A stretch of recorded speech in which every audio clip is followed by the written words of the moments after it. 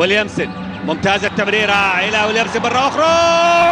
هدف التعادل، هدف التعادل. كريستيان ويليامسون يأتي بالتعادل في الدقيقة 24. تمريرة من عيسى المحياني.